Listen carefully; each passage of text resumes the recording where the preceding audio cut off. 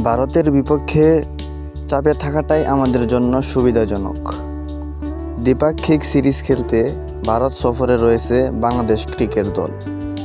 সবকিছু ঠিক থাকলে আগামী বৃহস্পতিবার চেন্নাইয়ে ভারতের বিপক্ষে শুরু হবে 2 ম্যাচের টেস্ট সিরিজের প্রথমটি।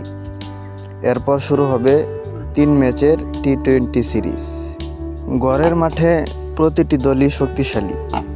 তার চেয়েও বড় কথা, ভারত হলো এই সময়ের বিশ্বের অন্যতম সেরা 3 দলের একটি।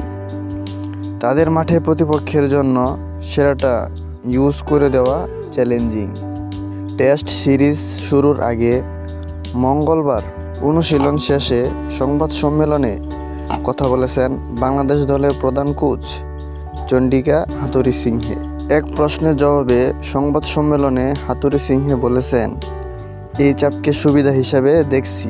আমার মনে হয় এটা আমাদের অনেক বেশি উদ্বুদ্ধ করে এবং আরও বেশি সামনে তাকানোর সুযোগ করে দেয়। তখন আমরা নিজেদের শক্তি ও সীমাবদ্ধতা ও অবস্থান সম্পর্কে ভালোভাবে বুঝতে পারি।